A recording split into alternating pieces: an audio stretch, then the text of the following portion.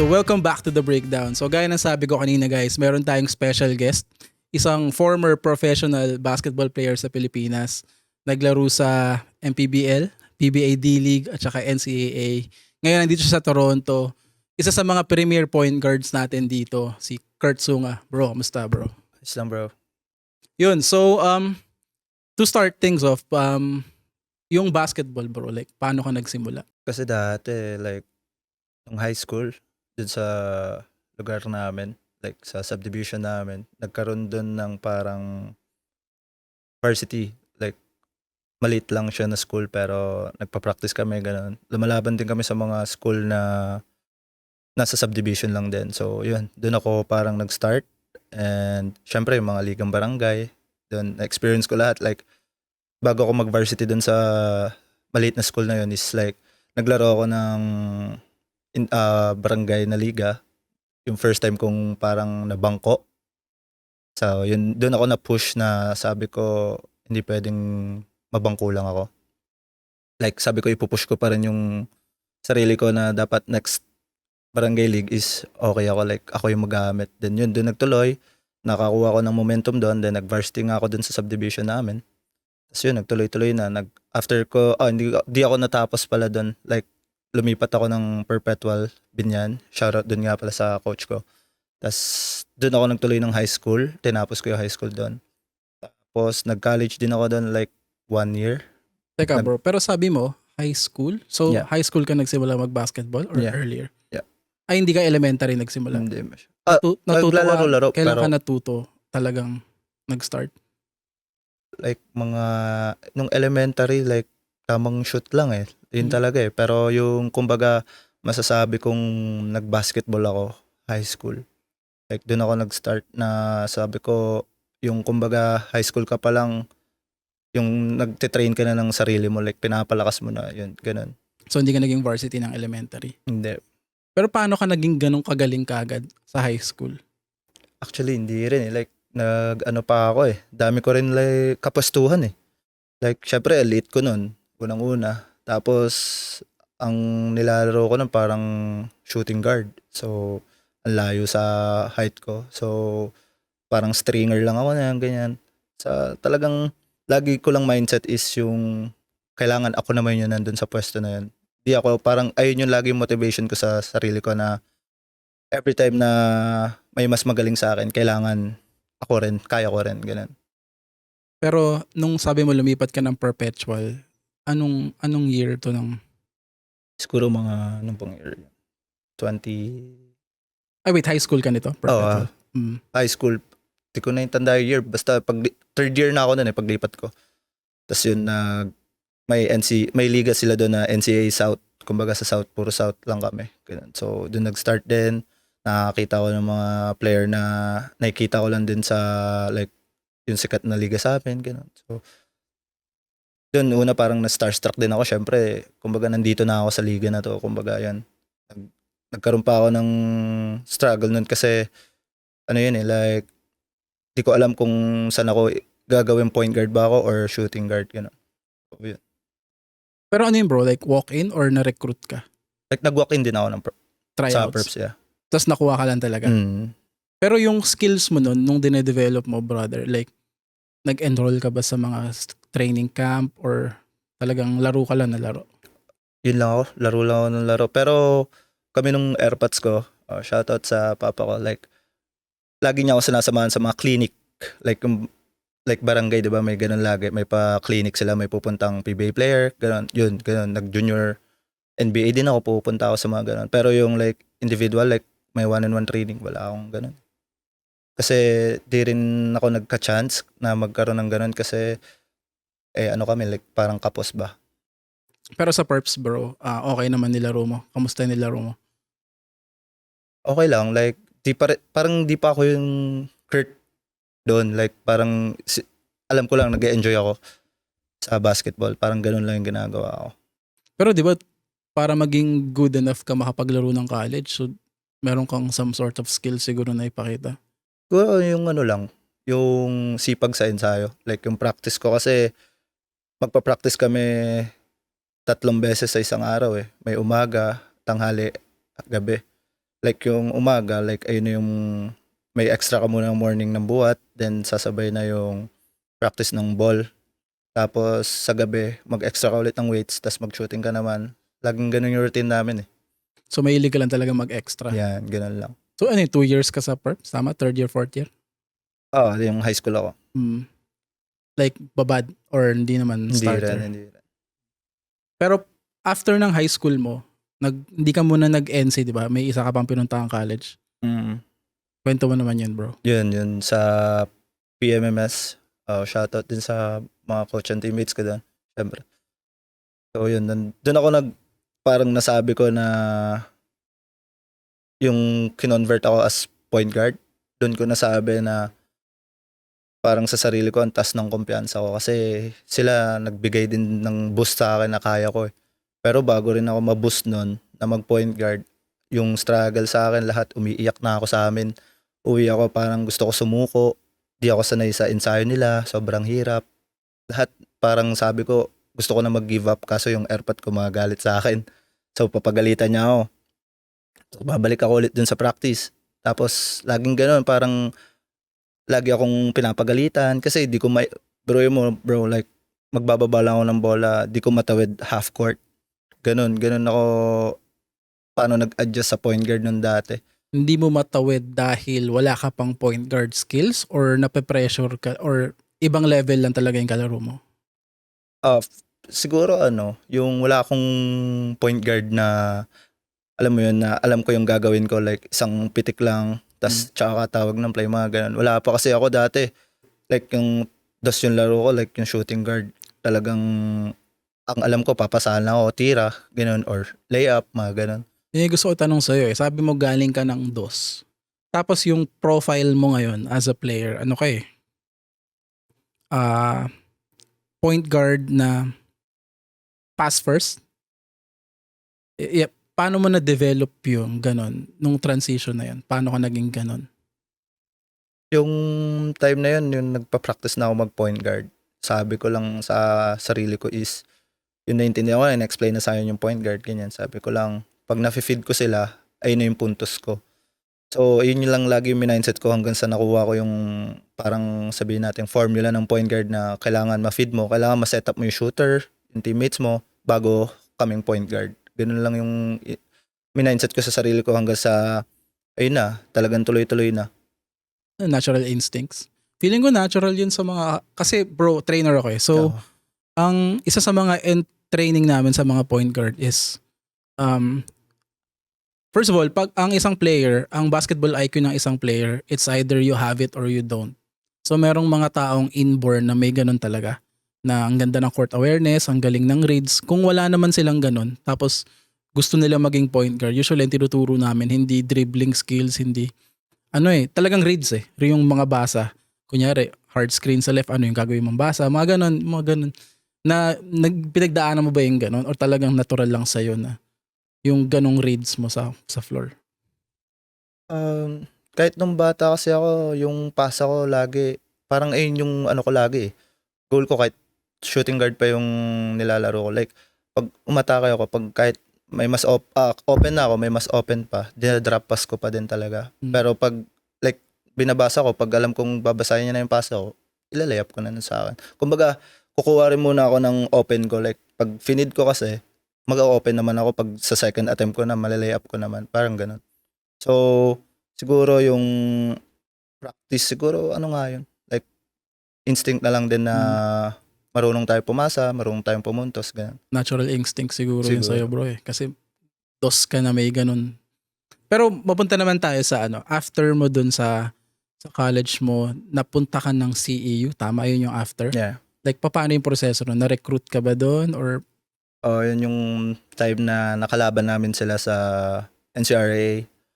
Like, kalaban namin silang finals. Na 2-0 kami nung bro eh. Pero ayun nga, na inawitan nila ako kung pwede daw ako sa kanila kasi ongoing yung D-League nila nun. So parang kailangan nila ng point guard daw ulit. Like, para makasabay na ako sa agos nila. Kumbaga after nung finals namin na yun, sabi nila kung pwede daw ako. Tapos pinag-isipan ko, kinausap ko rin yung coach ko dun sa PMMS. Kinausap ko naman yung airpods ko. Sabi, sige go mo lang, ganyan. Kasi kami ni Airpods parang pag about basketball, yun na yun. Like talagang go mo dapat yun. So yun. Inoferan ka ng full scholarship, ganun. Yung offer like libre ka, mga normal na ano lang. Pero Ilang years yung buong college years? buong college. Okay naman yung transition mo pagdating doon. Di ka naman nanibago. Medyo lang kasi yun na step ulit. Pag step mo, D-League naman. Like mga professional naglalaro din sa D-League. Kumbaga may pagka-starstruck din na ito lang yung pinapanood ko dati, nakakalaban ko na. So parang ganun lang. Parang laging ganun yung first game ko.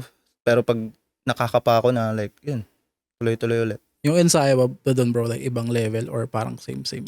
Yung ensayo kasi ni Manong nun, pang PBA bro. Like, di na yun magpapatakbo ng sobra. Like, parang college na runs lang ng takbo. Tapos, ang gagawin lang nun, pag siya na yung magtuturo, ano lang yun, magtuturo ng play, magra-run lang kami ng play, after nun, tapos na. Ang pinaka-conditioning na lang namin talaga nun is yung sa PT namin. Sino naman yung mga notable players na kasabay mo doon bro? Nakilala na ngayon or may pangalan na? Madami, kahit sa MPBL, ang dami. Like sa UAP, actually kasabay ko sila 3D pero syempre highest level talaga sila. Sila yung nasa kanila yung spotlight eh. Mga yung kasabay namin nun eh. Sa CEU, sinong kakampi mo? Meron ba? Sila Tyron Chan, Hmm. sila Uri, sila Diaz, sila Santos, yung mga kasabay ko. So, paano ka naman nag-MPBL? Like, natapos mo ba yung college mo tapos nag-switch ka? Or nauna ba yung PBA D-League? Ano yung... Yung D-League talagang, kumbaga sa school na namin yun, kasama sa liga namin. Talagang every season meron. So yung D-League, nagkaroon tayo sa Pinas nung parang pandemic, di ba? Like grabe, bawal lumabas, mga ganon. So ang practice namin nun, parang naka-online kami. Naka-video call kami, lahat ng mga teammates ko tsaka ang coaches namin. So ayun yung practice namin. Tapos parang nagkaroon ako ng ano nun bro, like tinamad ako mag-ensayo, ganyan. Di ako nakagpakita parang 1 week. Tapos yun na, parang nag-isip na ako na umalis. Sabi ko, parang gusto ko na lang din mag-give up nun sa basketball kasi sabi ko, pandemic, ganyan, wala nang buhay, ganyan. Tapos, after nun, You mean, umalis ka ng school, tama? yeah, nagpaalam ako sa kanila. Sabi ko na mag-quit na po ako, ganyan. Pero nakailang taon ka muna ng college bago ka umalis? Sa CEU, Mm. mga 3 years, I think. So parang final year mo Yeah, pa or 2 years pa parang umalis ka? Okay. Tapos yun. Tapos, nagkaroon muna NBL. Like, ayun yung unang pro na pwede kahit pandemic.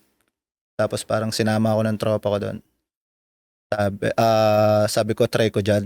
Sabi ko, baka pwede ako dyan, ganyan. So, tinry ko, pinasok ako. Tapos yun, pwede naman. Nagliga ako noon. Tapos parang, Ito yung ano, di ba? NBL na ito ba yung si Mark Pingris ang commissioner ngayon?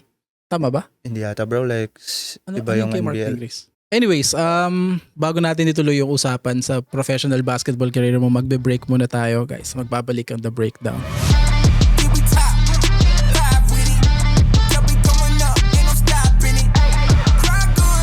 So, yung professional career mo naman, bro, like sabi mo, nag-NBL ka muna. Like, paano nangyari yun? Yun, yung nag-pandemic, parang sila lang yung active na liga nun kasi yung may license GAB. Like, yun yung pro, parang yun yung ID mo. So, sabi ko dun sa tropa ko na sabi ko, baka pwede ako dyan. Kumbaga, magtuloy-tuloy lang ulit yung condition ko. Laro ako doon. Tapos, parang naka 2 season nata ako doon. Yun, laro-laro lang. Tapos, nagkaroon ng MPBL na parang pre-season. Pero pandemic pa din. Pero magaan na yun sa atin. Tapos yun, doon nag-start na parang na ano ko na yung MPBL. Sabi ko, oh my God, sabi ko, ito na yung, kumbaga, dream come true din. Kasi, kumbaga, mataas na liga na rin sa atin. Tapos yun, kumbaga, nung nandun na ako, bumalik lang ako ulit sa shape. Tuloy-tuloy lang ulit sa routine. Hanggang sa, yun na, yung parang nandun na ako ulit. Sabi ko, ito na ako. Anong team mo sa MPBL, bro? Nagkaroon ako ng team ng Rizal. Tapos, Jensan. Jensen. Yeah. Okay. Anong year? Ilang taon ka nag-MPBL? Parang same year lang yun eh. Like kasi yung preseason, Rizal, tapos yung parating na yung full season is Jensen ako. Sinong kakampi mo sa Rizal nung Ang season na yun? parang ano nila dun si Mark Benitez, yung big man ng Lasal dati. Yan, sila Victoria, yan, mga kasabay. Kaya alam mo si bro, Hesed Gabo. Yun, nakakalaban ko yun sa D-League. Kaibigan mo ba yun? Si Hindi ba? Hesed, ko yun eh. Ka-high school ko yun eh, sa St. Vincent, sa Quezon City, si Oo. Hesed. Yun. Teammate ko yun nung high school. Lupit nga eh. Tsaka sino ba kaya? RJ Ramirez, kaya mo si RJ Ramirez. Yun, nakasabay ko yun sa Jensen. Kasama mo sa Ah. Jensen yun. Ayun naman, kaklase ko dito, teammate ko dito ng high school. Oo. Galing nga, elite ng mundo eh. Nakakatuwa. Pag nakita ko yung dalawa na yun, naging magkampi pa sila sa parang Sa isang team AICC, sa... parang ganyan. Tama ba yung pangalan ng team? Sabi ko, pareho ko tong kaklase sa high school ng magkaibang bansa. Galing nga eh, nakakatuwa yung ganun. Tapos bro, okay, balikan natin. Yung MPBL mo, like, okay naman ba yung pinakita mo? Oo, lalo yung preseason maganda. Kaso nung nag-Jensen ako kasi yung head coach dun is coach ko talaga sa PMMS. Kumbaga siya, kinakapa niya lang muna ako ulit. Kasi naghiwalay kami. Nag-CEO ako eh. So ako, pagpasok ko sa kanya sa Jensen, kumbaga binabasa niya lang muna ulit yung laro ko, ganun. So parang stringer lang ako. So kuha lang ako ulit momentum, ganun lang. Sa akin kasi wala naman akong kung nasa bench ako or gamitin ako. Ang sa akin, kumbaga, lagi ko lang iniisip na para ako ma-first five, magtrabaho ako. Ganun lang. Like, kailangan kong paghirapan bago ako nandun sa taas, parang ganun. Pero after ba ng MPBL stint mo bro, doon ka na pumunta ng Canada? Oo, bro. Pero yung dahilan, hindi, ganito na lang. Sige, paano ka naman napunta ng Canada?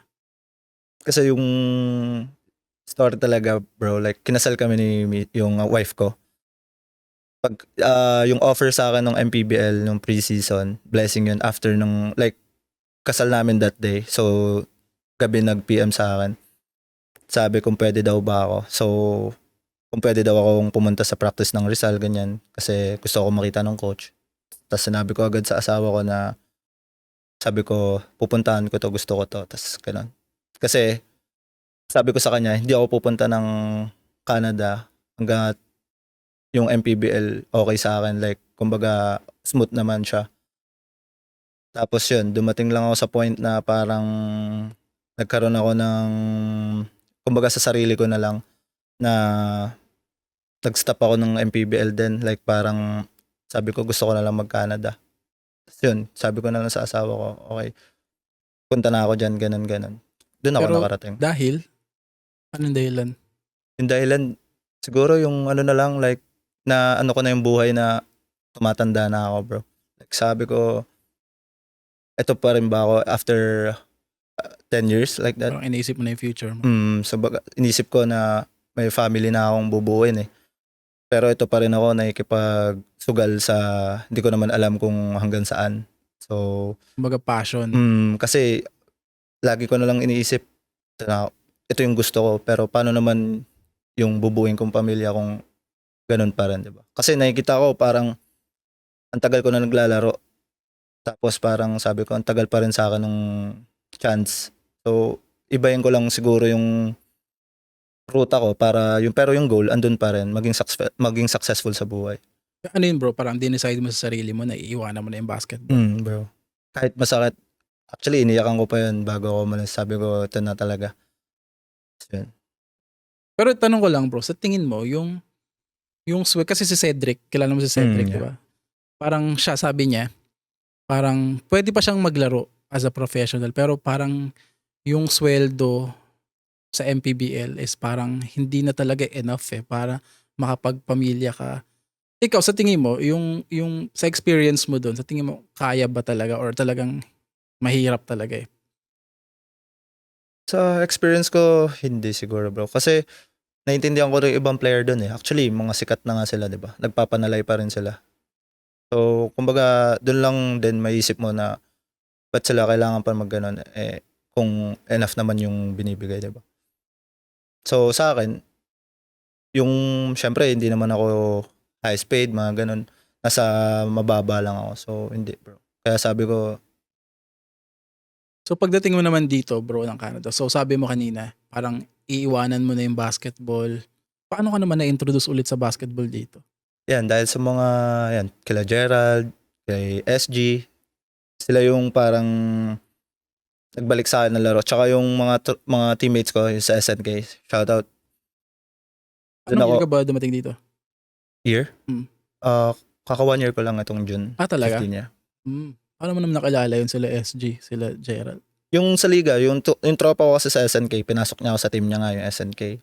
Tapos naglaro ako ng liga ni SG, yung SBBL. Parang bago pa lang din ata yun. Nun, tapos naglaro ako, tapos yun, may nakakilala sa akin si Kuya Rod. Kuya Rod, shoutout. Tapos yun, sabi niya, papakilala niya ako kay SG. Tapos doon na nag-start, nakilala ko na yan sila Gerald. Si Gerald, small world lang din kasi yung teammate ko sa PMMS, yung batch ko, kalugar niya sa Pasay. So, kaya naging close din kami niyan. Si Arman naman, kaya naman kami naging close is dahil sa D-League, nakalabang ko siya. So, Hmm. Yun. Imbitahin mo naman si Arman dito bro, mahihain. bro, pupunta yun bro. Naiya pa. Kuya pa yung tawag sa akin eh. Sorry bro. Pero ngayon, anong future plans mo sa basketball? Ngayon kasi, ano na lang ako bro papawis na lang Hmm. talaga. Like, ayoko lang din mawala sa, kumbaga sa fit na katawan. Kasi, di ba, tumaba bro. Laro lang na laro. Pag naimbitahan sa tournament, go lang. Kasi, yung competition din dito bro, ang sarap din. Sobra. Tapos napaka skills pa ng mga tao dito. So, ikaw, matcha-challenge ka pa rin. Kaya parang feeling mo, parang bumabalik tayo sa player, di ba? Pero after ng game, doon mo mararamdaman, sumasakit yung katawan mo. Doon mo masabi, wala ka sa kondisyon eh. Pero gusto ko lang dito tanong bro, kasi si Carl Mariano, shoutout sa'yo brother.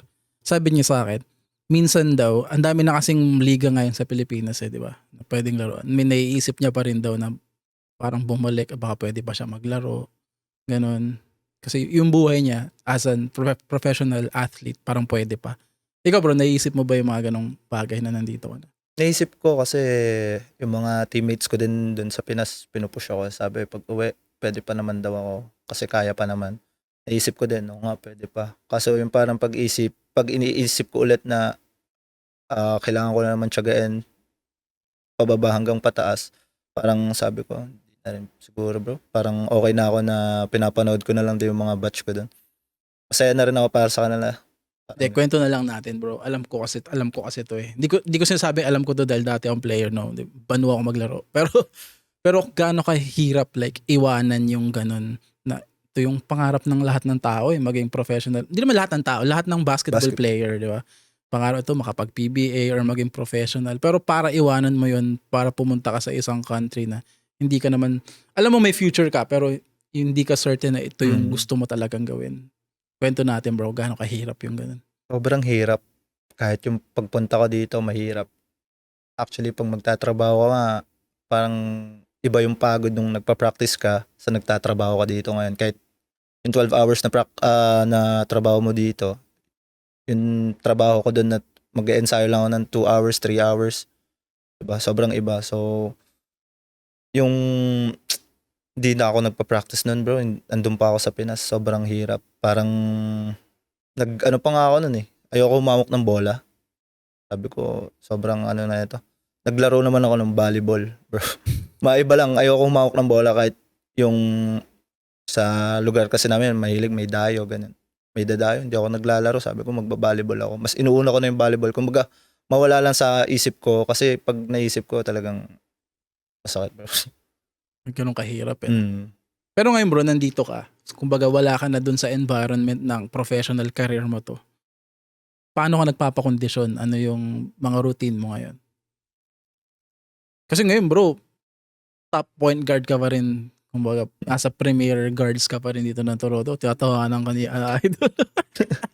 ano naman yung ano mo? Paano ka nagpapakondisyon ngayon bro? Sa totoo lang bro, wala talaga. Talagang kahit, alam niya bro, kahit siya nagpupush sa akin, sabi niya, Kurt, mag-ano ka naman, mag-workout ka. Sabi ko, Monday start ako. Darating ulit yung Monday namin. Mag-workout ka mamaya? Baka hindi bro, pagod na ako. Parang kahit gustuhin ko, minsan the day one ako, yung mga normal day one, mag-workout ako sa bahay. Hindi ka na buha. Wala nang sunod. Kasi parang, sabi ko, ba't ganito yung atake sa akin? Parang ayaw gumalaw ng katawan ko. So ako, wala. Kain na lang, bro. Ibig sabihin, magaling ka lang talaga maglaro. Hindi, bro. Kinakwento ka sa akin ni Coach Tony. Sabi sa akin ni Coach Tony, ni Undefeated. Shoutouts kay Coach Tony. Sabi niya sa akin, kung papipiliin ako kay Sheldon tsaka kay Kurt talaga. Hindi. Oo, parang mix na ka-video. Sabi niya sa akin. Top 1 Sheldon, top 1. Dito, Bor, tatanong kita. Nung pumunta ka ng Canada, ngayon parang mainstay ka sa mga top leagues or top Filipino leagues natin dito. Sino yung pinakamagagaling mo nakakalaban? Yung talaga na-challenge ka? Dami, bro.